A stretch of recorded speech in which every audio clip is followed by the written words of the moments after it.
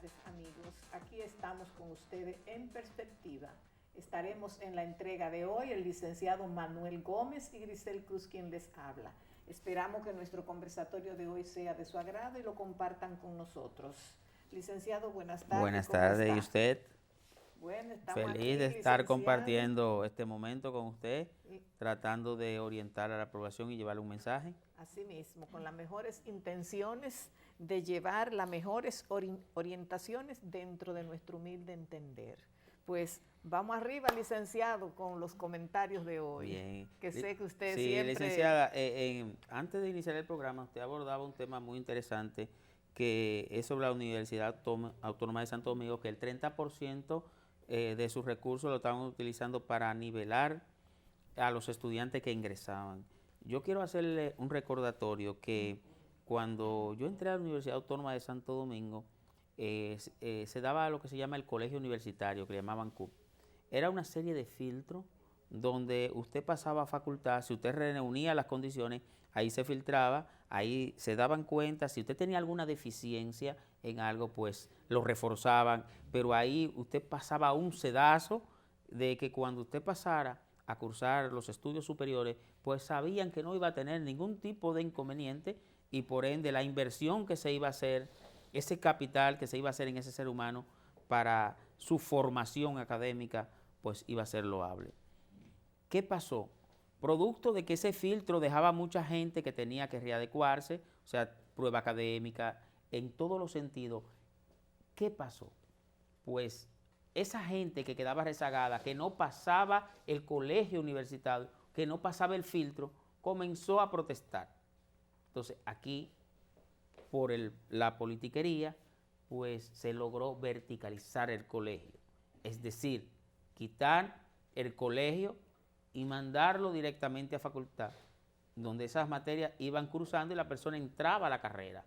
¿Para qué? Para evitar que esas personas que se quedaban porque no calificaban para entrar a la carrera no quedaran rezagadas. Entonces, ahí viene la baja calidad académica, porque usted le está dando entrada a una persona que no reúne las condiciones ni las herramientas, ¿verdad?, para esa carrera. Esa persona tiene que reforzarse y para eso estaba el colegio universitario. Eso fue lo que lamentablemente fue deteriorando el sistema académico en la UAS, esa verticalización del colegio universitario. Fíjense cómo ahora se ven los resultados donde la misma rectora dice que el 30% están gastándolo en nivelar a los estudiantes que vienen de algunos centros académicos, como me lo expresó en la pausa la licenciada. Entonces, ahí es la base histórica. ¿Qué hacer? Señores, nuestro país, en el 2012, al asumir la presidencia, Danilo Medina, se aprobó un 4% para la educación. Nunca en la historia el Ministerio de Educación había manejado tantos recursos. Y da pena y vergüenza la calidad de nuestro sistema educativo, licenciada. Ahora mismo los parámetros que salieron son terribles sobre ahora unas mediciones que se hicieron. Y las peores mediciones están en el área de las matemáticas. O sea, estamos hablando que en nuestro país, en nivel de ciencia, está muy por debajo que todas las naciones que deberían estar en nuestro nivel. Y eso es grave. Entonces, ahí es que está la base histórica, estamos hablando en la alta casa de estudios, de por qué se está gastando ese 30%, licenciada. Usted mencionó, licenciado, en su exposición, el año en que usted entró a la universidad y que se implementó ese sedazo, antesala. Ya estaba implementado. Cuando yo llegué estaba implementado, el colegio universitario, sí. El colegio universitario, el CUP. Yo pienso, licenciado, que a partir de ese momento se comenzó a tratar una deficiencia en la calidad de la capacitación del el nuevo ingresante a la academia, porque, como usted bien dijo, no estaban satisficiendo los requisitos indispensables para ingresar a esa alta casa de estudio. Observe, licenciado, que en Estados Unidos, y yo diría, no cabe la comparación. a mí no me gusta nunca hacer comparación con otros países que de una manera u otra nos llevan a nosotros ciertas áreas de desarrollo, pero son nuestros vecinos naturales. Pero son parámetros a seguir. Sí, entonces, como aquí se imita tanto, muchas veces con razón y otras sin razón, porque queremos volar sin saber caminar, en Estados Unidos usted puede observar que la población universitaria no es tan extensa, no es tan abundante. Yo estuve observando, licenciado, el país número 1 en el mundo es Finlandia. Y estoy haciendo todos los esfuerzos para ir para ese país a observar el sistema educativo, porque me encanta.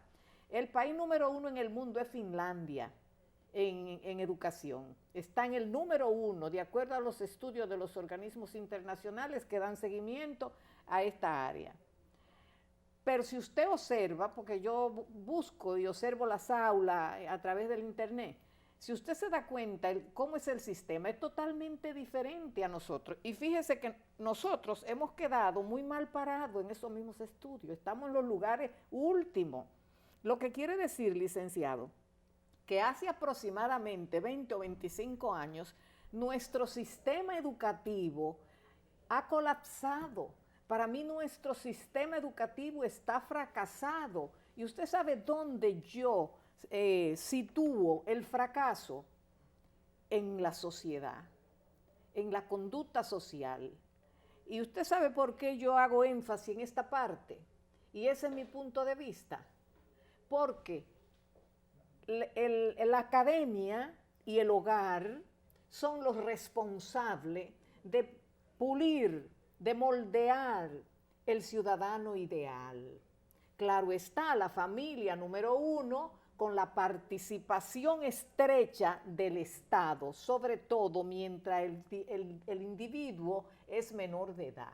Hasta los 18 años de edad, el Estado es responsable, conjuntamente con la familia, de formar el ciudadano ideal. ¿Y cuál es el ciudadano ideal? El ciudadano no problema para la familia, no problema para el Estado, no problema para la justicia, no problema para la sociedad. Ese es el ciudadano ideal, el ciudadano moldeado. Decía Juan Jacobo Rousseau que el ser humano es como una página en blanco, donde su tutor, su guía, su orientador, en este caso sería padre, escuela, medio ambiente y Estado, moldear o escribir en esa página en blanco lo que usted desea sacar de ese resultado. La sociedad dominicana, usted puede observar que está en un nivel de violencia extremadamente mayúsculo. Usted ve violencia desde que se levanta hasta que se acuesta. No sé qué está pasando en nuestra sociedad. Nosotros estamos convertidos en un país salvaje. Y a mí me da vergüenza cuando voy a otros países donde los ciudadanos tienen una conducta tan bonita, por ejemplo, por compararnos con un país semejante a nosotros, que es lo que nos corresponde, Costa Rica. Usted se da cuenta cómo el ciudadano de Costa Rica, hasta en la conversación, usted lo ve como pronuncia un lenguaje perfecto, un lenguaje bonito, un lenguaje correcto. El ciudadano chileno, el ciudadano, por irnos más lejos, argentino, el japonés. Pero Dios mío, el dominicano ha asesinado el idioma. Entonces, volviendo a la academia, a nuestra alta academia, ese dinero, yo digo, esa creación del CUT nunca debió ser, porque estamos gastando doblemente, se está invirtiendo un dinero del presupuesto nacional en la capacitación, en el refinamiento, en el pulimento de ese estudiante que llega con deficiencia. Pero y entonces, lo que se gastó cuando este muchacho estaba en el bachillerato, entonces se está gastando 2 veces sobre la misma cosa. En Estados Unidos solamente entra la población universitaria el que pasa los exámenes de admisión. Si usted no lo pasó, usted no entra, porque hay un requisito y usted debe llenar ese requisito para usted entrar. Si usted no pasa por ese colador, usted no está capacitado, entonces usted no entra. Pero en mi país Yo digo, el sistema educativo está colapsado en todos los sentidos y eso lo vemos en nuestra sociedad y lo vemos en nuestra manera de administrar y dirigir las cosas públicas como de una manera medalaganariamente. Entonces, no están preparados. Observe, además, que el mismo sector privado se está quejando de la calidad del profesional egresado de las universidades. Entonces, la universidad estatal, que tiene un presupuesto, según dice la rectora, deficiente, pues yo entiendo que ese presupuesto debe ser usado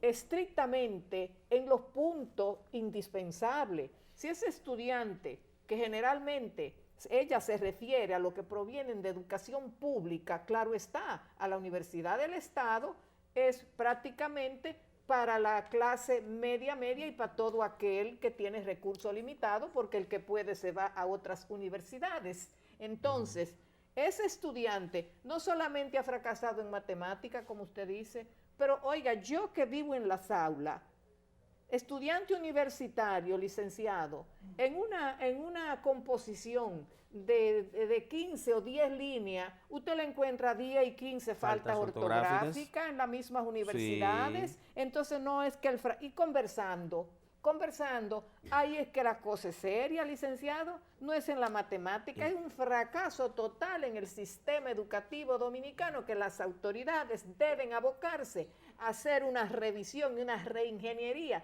en el sistema completo, desde la educación primaria hasta la educación superior. Licenciada, yo creo que uno también debe aportar soluciones. No le vamos a hacer la carga a esos jóvenes que salen de los centros académicos estatales con deficiencia. Fíjate, la deficiencia está entre las personas que tienen que ver con esa discusión, llámese el profesorado. Y se lo voy a plantear de la siguiente manera. Hay un sistema de formación de profesorado que se ha generado aquí como plataforma para esas personas que van a dar clase. Incluso usted pudo observar que independientemente de lo politizado que esté, aquí hubo un concurso de oposición docente donde se quemaron casi todos los profesores que concursaron, supuestamente por ello, aunque tiene un componente político, pero independientemente de ello, le quiero reiterar lo siguiente. Para mejorar nuestro sistema educativo, nosotros tenemos que usar los parámetros que usan la universidad. ¿Y cuáles son los parámetros? Por ejemplo, en la universidad se establece que un ingeniero, un profesional ingeniero, no puede formar otro ingeniero. Ese ingeniero, para poder dar clase, tiene que tener una maestría, tiene que tener un desarrollo superior. Entonces, ¿qué pasa? Ese profesional docente que prepara el ministerio, que van y le dan una academia y sale con un certificado, debe dar clases solamente a estudiantes que lleguen hasta intermedia. En letra, en secundaria debe dar clases un licenciado en letra. En matemática, un licenciado y física, ciencias físicas y matemáticas. En química, un licenciado en química, un licenciado en biología, egresado de una universidad. No esa formación que a través del ministerio están dando, porque cada nivel debe ir respaldado por un nivel superior. Yo le exhorto a ustedes a ver si un profesor, por ejemplo, en el área de la matemática, conoce lo que es una ecuación diferencial, conoce lo que es una integral, o lo más mínimo, conoce lo que es una derivada. ¿Me entiendes? Entonces, no conoce absolutamente nada de eso. Entonces, por eso es que un ingeniero no puede formar un ingeniero. Un médico general no puede formar un médico. Tiene que tener especialidades. Y las universidades, para usted, y usted que ha dado clases en universidades, sabe que si usted no tiene una maestría o un posgrado, usted no puede dar clases en una universidad. Entonces, aquí, en la docencia estatal, se debe implementar que en la secundaria tiene que tener estudio superior avalado por una universidad. Y usted va a ver que va a mejorar nuestra calidad académica. Ahora, ¿qué va a pasar? Y eso no es consecuencia de nosotros, que se van a quemar como antes, los muchachos se van a quemar, porque el que esté pensando en la juca, el que esté pensando en el chabacanerismo y en discoteca no va a pasar, porque va a haber una exigencia académica. Ah, no, aquí se quieren que pasen todo, no es así. Aquí tenemos que retomar el sistema como debe ser, porque aquí los padres, y tengo que mirar, hermano, quiere que los hijos pasen como quiera, y no es así. Oye, no es que pasen, es que tienen que pasar, tienen que fajarse. Entonces, si se implementa esa solución que yo le estoy dando, usted va a ver que no va a haber filtro en las universidades, no van a tener problemas. Fíjese, licenciado, respecto a la capacitación del docente, yo estudié pedagogía, fue mi primera carrera. Yo tenía apenas 21 años cuando yo inicié la carrera de pedagogía. Yo no sé si expresarme con humildad, pero yo siento demasiada satisfacción cuando yo recuerdo que pasé por entre las manos de lo que cuando la Universidad Pedro Enrique Ureña se inició, que se fundó con lo que fue en este país la flor y la nata de la intelectualidad dominicana. No quiero entrar en esa historia porque no es el tema, pero lo que conocen de la fundación de esa universidad saben quiénes fueron los fundadores de esa universidad.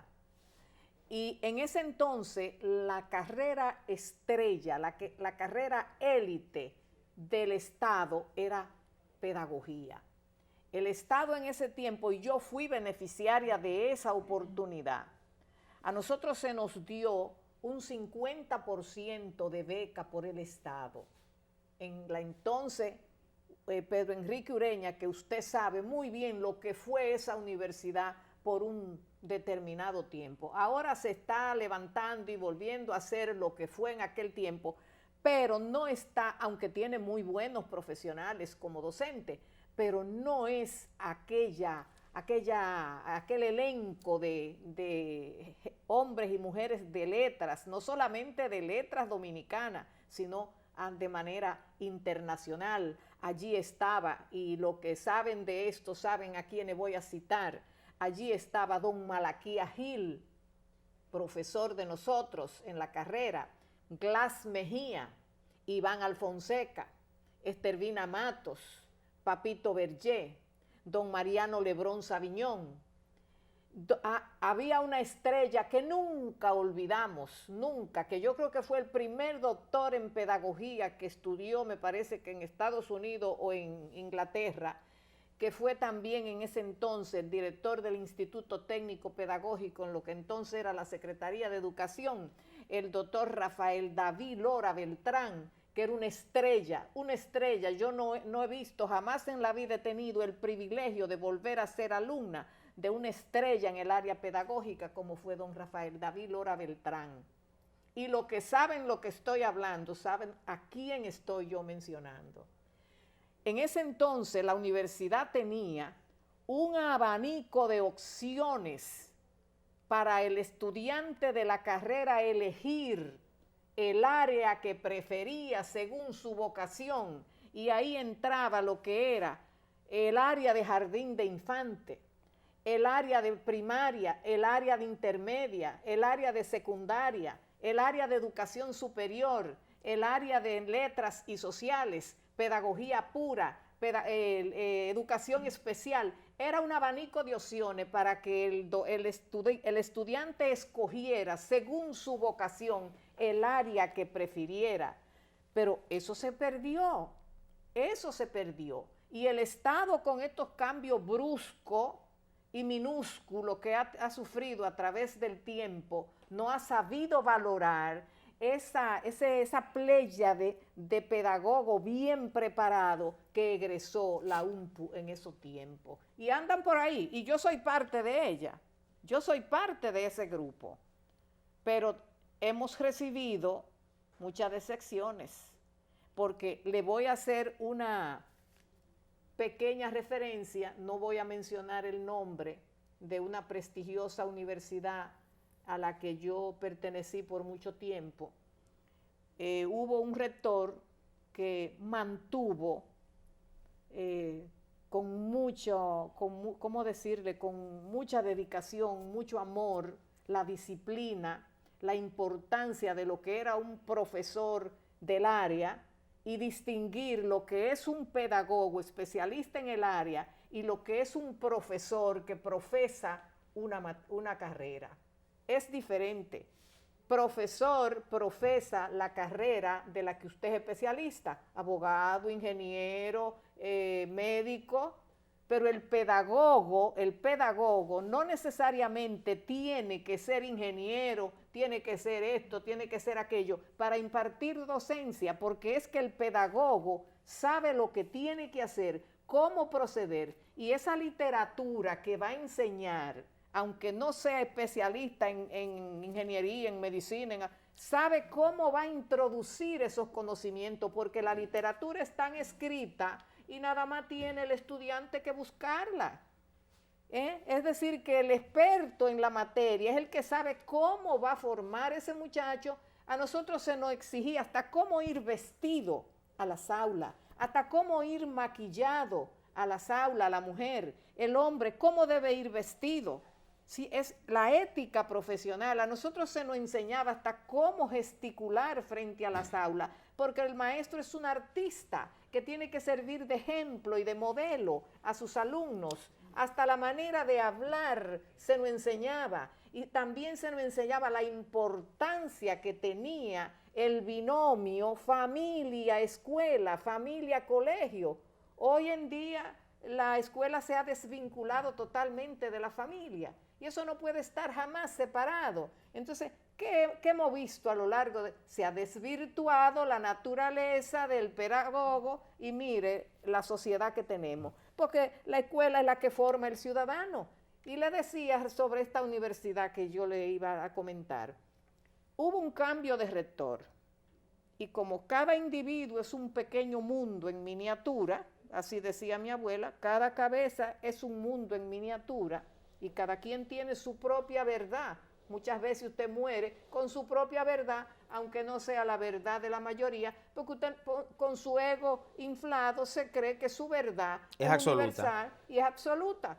Y puede que muera equivocada porque usted nunca se dedicó un minuto para saber si sus espectadores estaban de acuerdo con usted. Y eso le pasa a mucha gente que tiene el ego muy alto. Pues le decía, en esa universidad que hubo mucha disciplina, mucho orden, mucha ética, allí no se podía hablar. La palabra droga y la palabra juca no se conocía, ni siquiera se conocía. Y hay de aquel muchacho que se atreviera nomás a sostener una conversación relacionada con eso. Y los estudiantes eran respetados a carta cabal, porque eso hacía que el muchacho aprendiera a respetar, comenzando a respetar al profesor. Licenciado, yo vi una situación que yo me quedé asombrada cuando hubo un cambio. Ahora no quieren profesores de tercera edad. Ahora los profesores tienen que ser jóvenes, igual que los estudiantes. Y yo, como yo soy de tercera edad y fui parte del cambio, me quedo en los últimos tiempos observando que los estudiantes en sus horas de receso en el patio están fumando juca.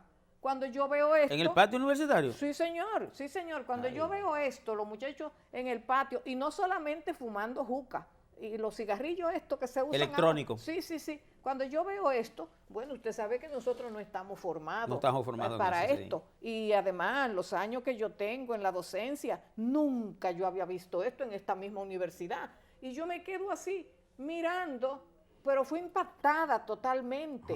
Algo horrible. Me paro así a mirarlo para ver si mis ojos están viendo lo que yo tengo al frente, porque yo no lo creía. O si era soñando. Sí, digo, estará mal que yo estoy. Pero aún así, sigo caminando y más adelante escucho una conversación, licenciado, tan grosera.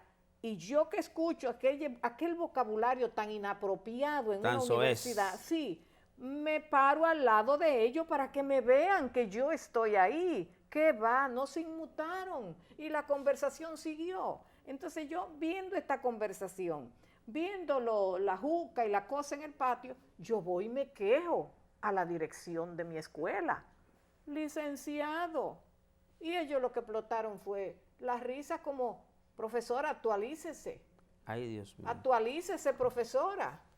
Oiga, y en un momento en una reunión me quejo y digo, pero bien, yo vengo de Washington, yo no estoy tan atrasada, yo estaba en una escuela en Washington hace un mes y yo vi que no aceptaban más de 13 muchachos en un aula para poder atenderlo bien, con dedicación a cada uno. Ah, no, profesora, pero es que no se puede porque la economía no lo permite. Oiga, yo me quedé, fue impactada, licenciado, de todas estas cosas. Eso quiere decir que lo cuantitativo supera lo cualitativo. Que no podían tener en unas aulas pocos estudiantes a quien usted, si son menos, usted le puede dedicar directamente la atención. Calidad. Y ese muchacho que usted vea que lo necesita usted, que ese muchacho necesita que el profesor le dé una atención más directa, usted le dedica su tiempo. Porque yo aprendí que el muchacho no es el que fracasa, es el profesor. Correcto. Porque para eso usted tiene un periodo de tiempo para usted estudiar y examinar al muchacho y darse cuenta al mes de tratarlo, que si ese muchacho tiene una deficiencia, usted tiene que detectarla, usted tiene que darle la medicina para levantar a ese estudiante, y si es que es una educación especial, una atención especial que tiene, que usted no puede porque su especialidad no se lo permite, porque esa no es su área, pero también usted tiene el deber de remitirlo al área de psicología donde pueda ser ayudado para que no fracase su año escolar y la inversión que los padres están haciendo. Todo eso el maestro tiene que saberlo. Y esto se lo digo porque cuando usted decía, pero los profesores hay que prepararlo también. Sí, claro está, por eso hago este recuento. Porque los profesores son los primeros en que deben tener, más que todo, vocación. Porque la docencia es labor de sacerdocio, es vocación. Eso no es de que porque están pagando bien, que le están pagando 40, 50 y 70, que me voy a meter en eso. No, eso no es así. Entonces, por eso yo decía, licenciado, el otro día, y lo sostengo, la educación es un área muy delicada, sumamente delicada. Allí no podemos estar hablando de acercar políticos. El que la dirige no puede ser un político, este señor no sabe de eso. El que la dirige tiene que ser una persona técnica con conocimiento de la responsabilidad del Estado frente a la sociedad. Eso no, mire, para mí la falla de nombrar un político, quien tiene que ver con eso es quien lo nombra.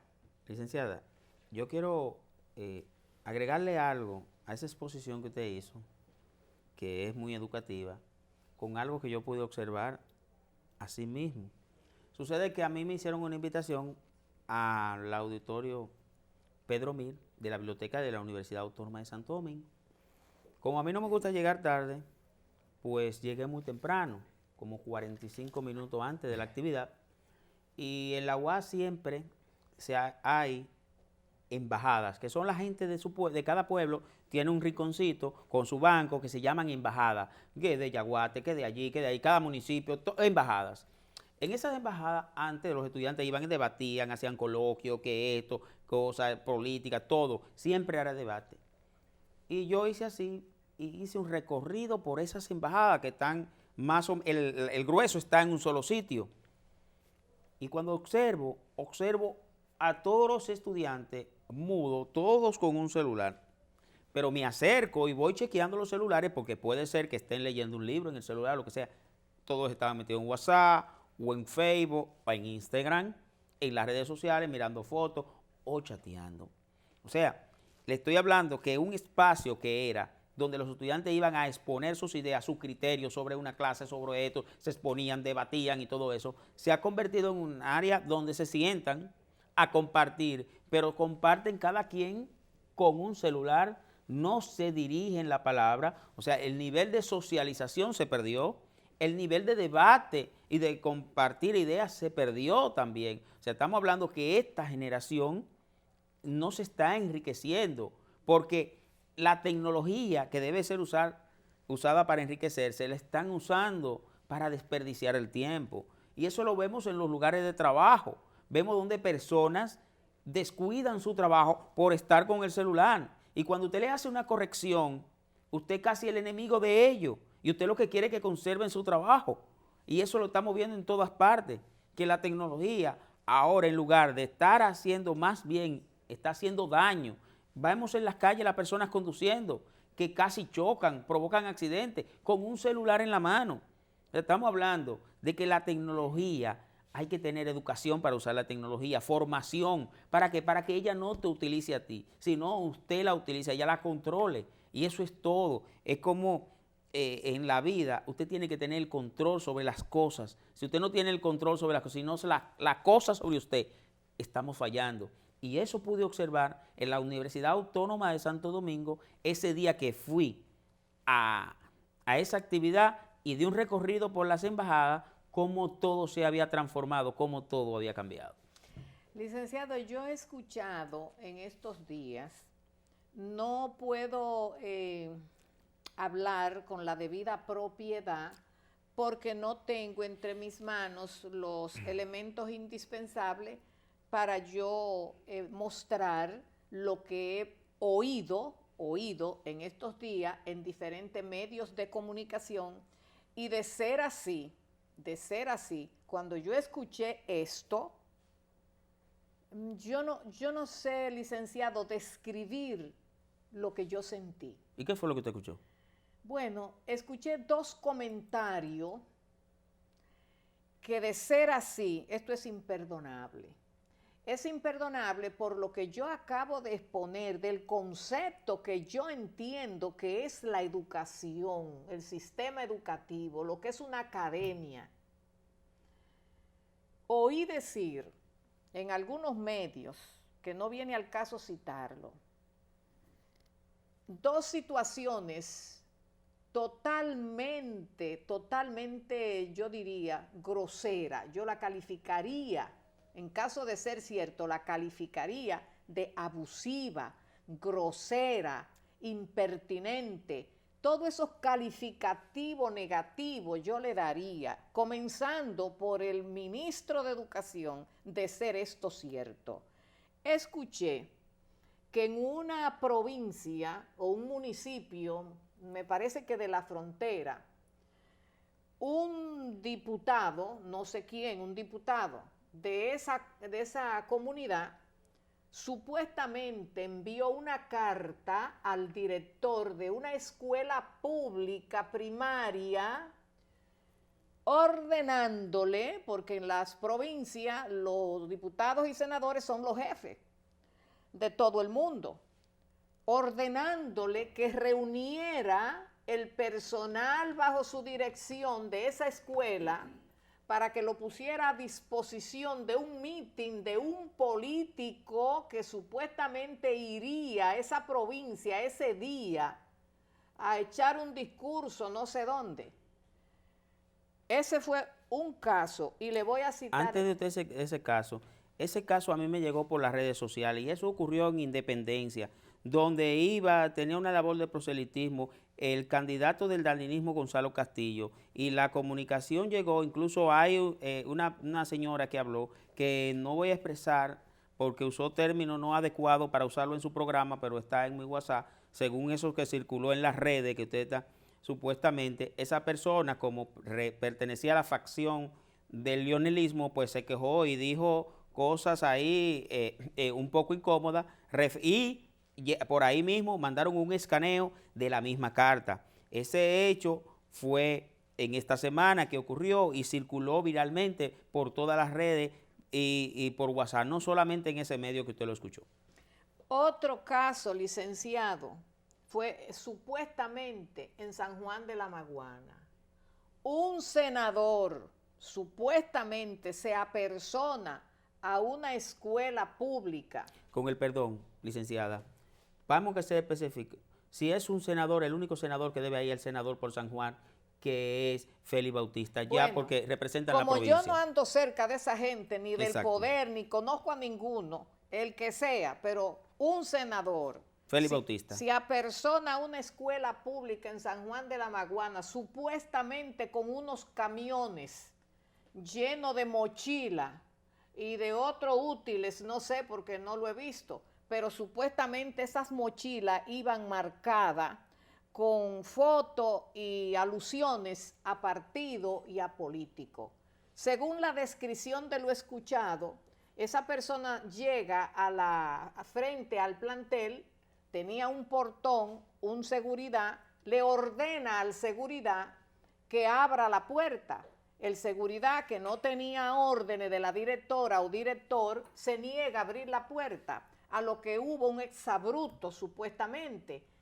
Llama el seguridad a la directora y cuando la directora sale, supuestamente ella tampoco sabe de esa visita, a lo que ella también se opone, pero de nada sirvió porque dizque ese senador irrumpió hacia adentro y los niños, al ver esto, niños al fin, se asustaron, se sorprendieron y se dispersaron por el patio. Y allí di que se armó un revuelo entre los niños, la directora, los camiones que llegaron. Y yo diría, licenciado, cuánta falta de respeto. A mí se me enseñó, y así yo lo percibo, que un centro docente es sagrado. Es un templo, un centro docente es una iglesia, es un templo sagrado donde debe ser respetado y debe ser respetada también la inocencia de esos niños docentes. Y eso yo no sé cómo calificarlo, pero es una falla mayúscula. Entonces yo diría, licenciado, ni los niños se respetan, los niños no votan. Y eso de estar llevando mochilas y cosas con fotos y alusiones a partido, eso es un exceso y eso debe ser severamente castigado. Severamente castigado. Y estas autoridades de educación debieran pronunciarse y emitir una prohibición y un respeto hacia las escuelas públicas. Y más aún, señor presidente, pero diga algo respecto a esto, que los niños hay que respetarlo. Licenciada, yo creo que el comentario que usted hace amerita que el ministro de Educación le responda. Y mire por qué. A mí no, no, pero esa gente ni me conoce. No, pero déjeme explicarle por qué. Ni le llega nada, déjeme explicarle. Están enloquecidos de poder. Sí, pero déjeme explicarle. Antes de iniciar este periodo escolar, el ministro de Educación le exhortó a los padres que no compraran mochilas, que no compraran uniforme, que el ministerio a cada estudiante se lo iba a entregar.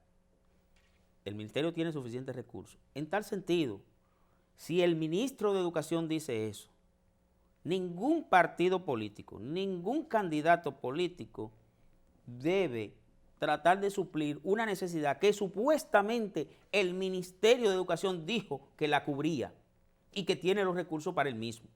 Y las informaciones están ahí, las podemos verificar, donde exhortó a la población que no compren, que le van a dar sus uniformes, que le iban a dar sus útiles. Bien, entonces, sí, los políticos están usando esa falta que no está cubriendo el ministerio, la cual prometió, para proselitismo, que es incorrecto, aparte de esa actitud expresada por usted, que supuestamente incurrió ese senador, porque ¿por qué digo el comentario y ese senador Félix Bautista? Porque un senador de otra provincia no va a ir a otra provincia a hacer un acto de esa naturaleza porque no es su área territorial. Es decir, que si fue un senador, debió ser el senador por San Juan, que es el señor Félix Bautista. Y si lo hizo, violó los preceptos fundamentales, ya que su condición de senador no le permite a él, no le da el aval a él para irrumpir a un centro académico que es dirigido por el Poder Ejecutivo.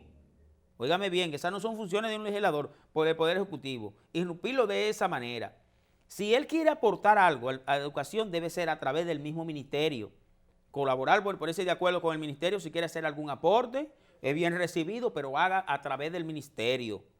No, y otra cosa, licenciado, que es que aquí la gente que está empoderada, enloquecida de poder, no respeta nada, ni las leyes, ni las instituciones, ni los espacios, sino que trascienden más allá de lo que de su área. Porque yo veo otras instituciones también de que haciendo cosas de educación, señor, y usted no está facultado para estar metiéndose en eso es propio del Ministerio de Educación. Entonces yo dije, pero ¿y de qué están las autoridades de educación? Porque yo entiendo que ese es su área, ese es su espacio, que llenen su espacio y con tanto dinero, como nunca en la historia de la República se había visto, que debieran también hacerle una auditoría para saber cómo se ha manejado ese dinero. Entonces, si hay suficientes recursos como ningún otro ministerio tiene, ¿por qué tiene ninguna otra institución que estar entrometiéndose en un área donde no te necesitan? Y que tú no eres especialista en eso.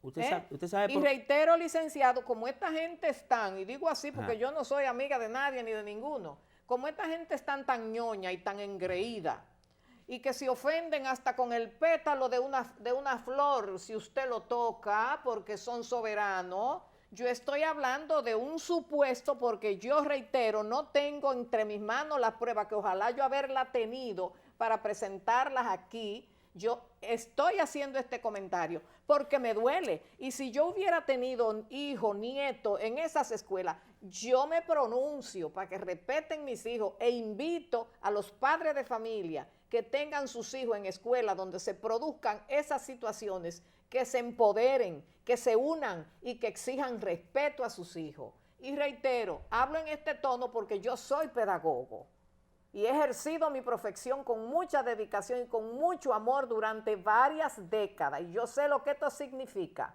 Y en cuanto a los hechos ocurridos, yo no lo he visto, por eso hablo de un supuesto. No se vayan a ofender estos poderosos, estos engreídos y estos emperadores que no hay quien lo toque ni con el pétalo de una flor. Sí. Estoy hablando de un supuesto por haber escuchado estas dos situaciones en ciertos medios de comunicación muy sonado, que el que quiera reaccionar, que busque los medios donde esto salió. Licenciada, ¿usted sabe por qué estas cosas suceden?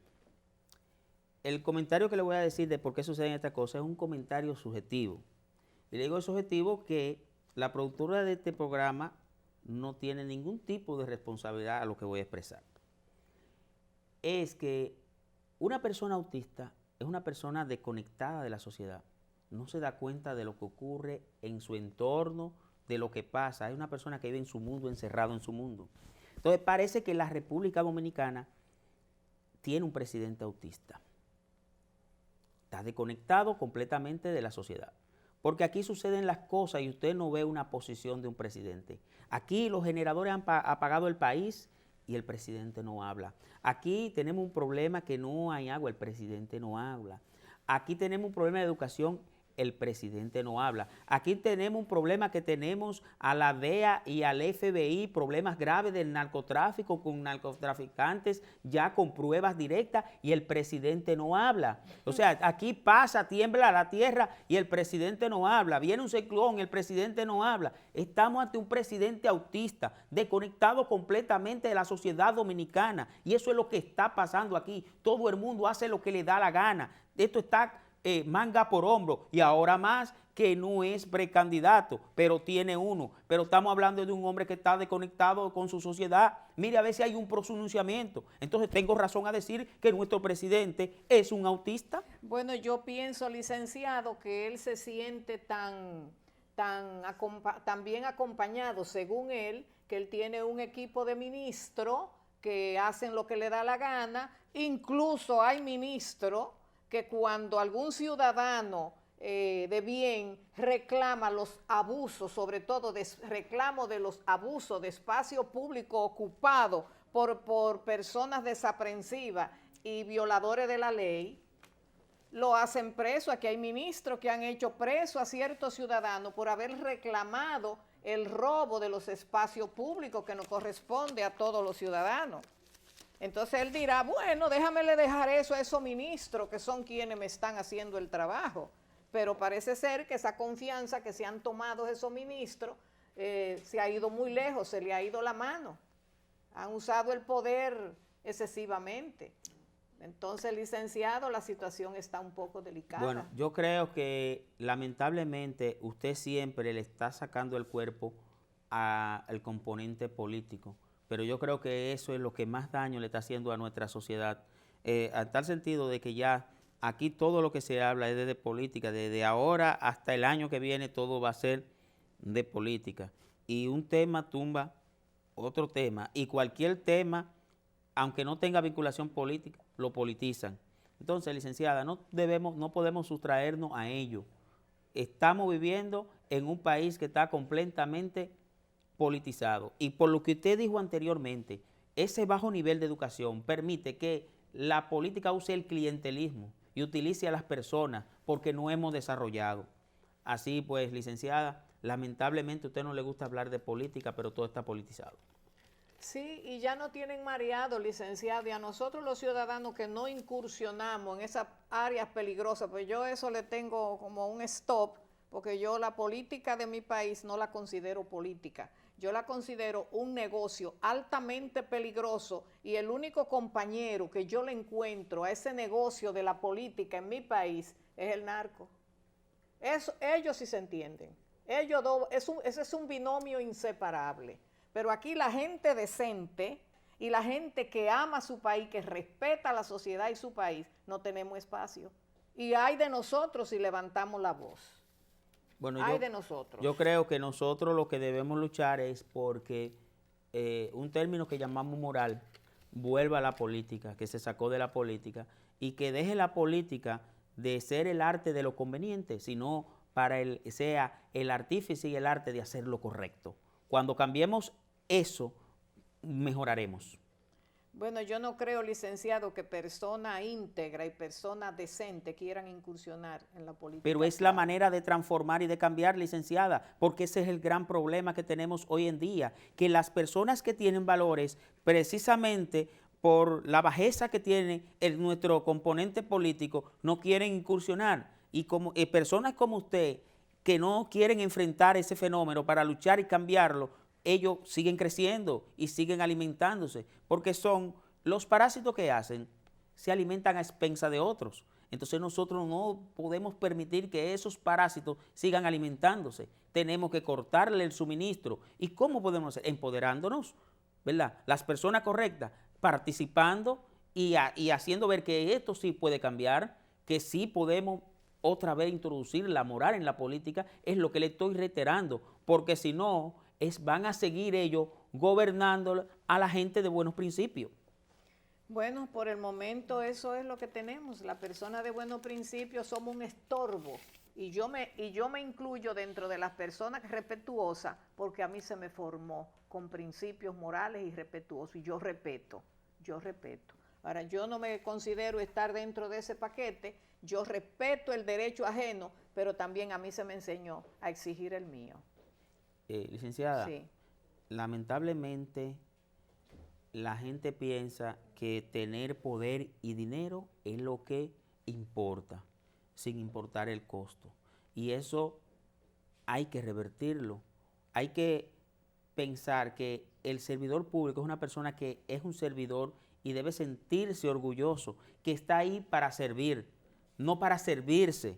Entonces, cuando eso yo a veces me río cuando hago una retrospectiva. El partido de gobierno que tenía ideales preciosos, bonitos, de servir al partido para servir al pueblo, una serie de valores que esa era una expresión del profesor Juan Bosch, sí. Pero oiga, cuando yo escucho a esta gente mencionando el nombre del profesor Juan Bosch, yo siento indignación, porque si yo fuera familia del profesor Juan Bosch, yo le prohibiera que usaran su nombre, porque yo estoy segura que si Juan Bosch hubiera estado en su plena época, cuando él era un hombre sano, joven, fuerte, lleno de ideal y de buena voluntad, porque él fue serio, hoy día esa gente tuvieran casi todo preso, él mismo lo hubiera metido preso.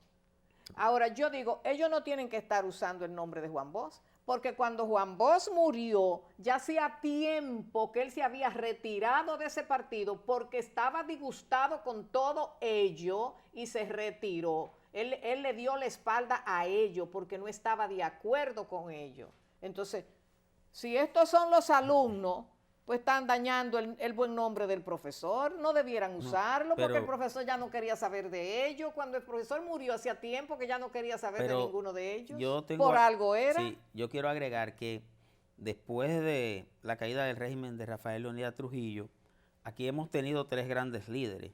2 fueron gobierno, que fueron el profesor Bosch y el doctor Joaquín Balaguer, y el doctor José Francisco Peña Gómez. Es cierto. Y hay un denominador común en ellos 3.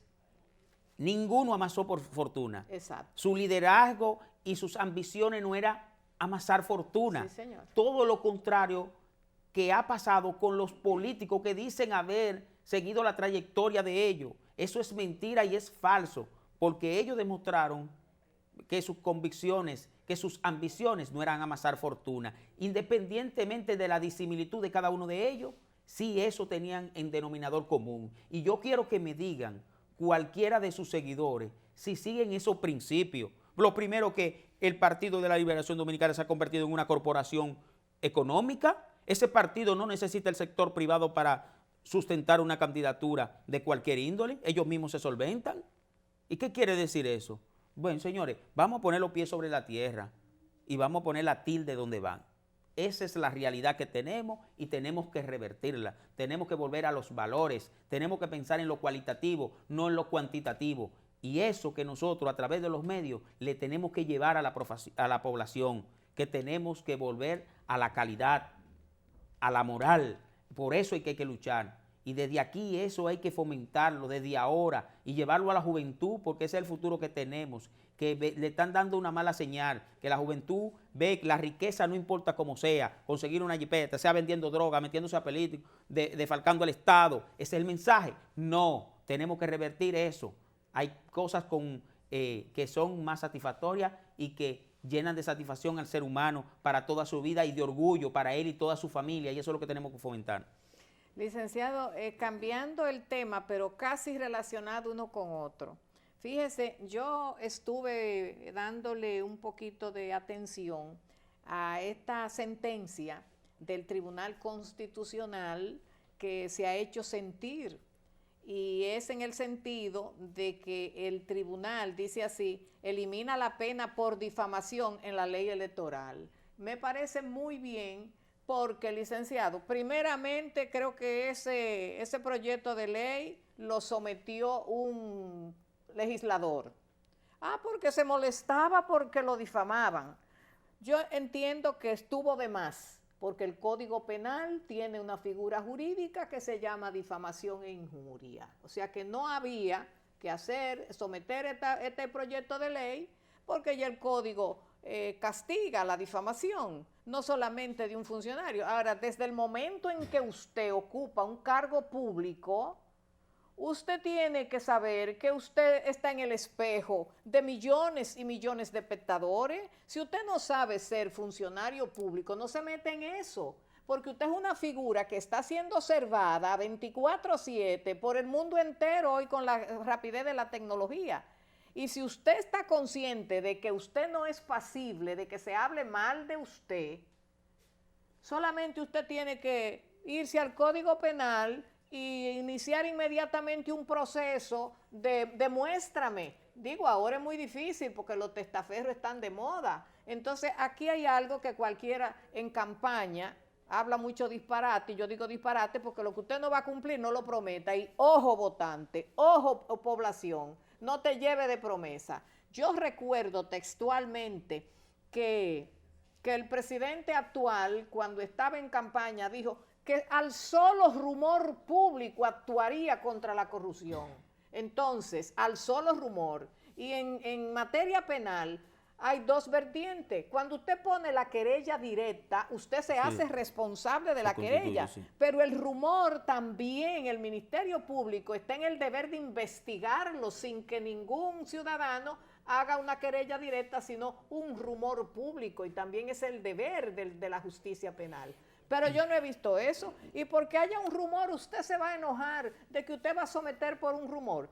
Lo que pasa es que ahora los testaferros no permiten la prueba, pero el estilo de vida y las cuentas por ahí y las cosas que se ven, ¿se nota? Mire, el Procurador General de la República, ante una denuncia que hizo un candidato opositor, Luis Abinader, ¿sabe lo que dijo? Que le lleve la prueba. ¿O usted es un procurador? Ante una denuncia, usted debe investigar la veracidad de esa denuncia. Esa es su función como Procurador General de la República. Usted no, yo hago una denuncia y usted no me puede decir que yo busque la prueba. Usted tiene que verificar si esa denuncia es veraz o carece de veracidad. Y él tiene un equipo de expertos, investigadores, que bueno o malo, pero lo tiene a su disposición y ese es su deber, abrir una investigación. Entonces, es que el poder enloquece, licenciado. Por eso es que yo no quiero estar ni cerca de esos mundos, porque no quiero perder el juicio. Se nos fue el tiempo, licenciado. Bueno, licenciado, lamentablemente conversar con usted muy agradable. Igualmente. Y con nuestro público, que esperamos que nuestro conversatorio le haya sido de su agrado y que lo hayan compartido con nosotros y que sigan compartiendo con nosotros si es de su agrado. Pues mientras tanto, muchísimas gracias. Yo no le doy la gracia a usted, licenciado, porque usted parte de este espacio. Claro. Pero sí le damos las gracias a nuestros amigos por habernos acompañado y esperamos que nos sigan acompañando una vez más. Hasta pronto.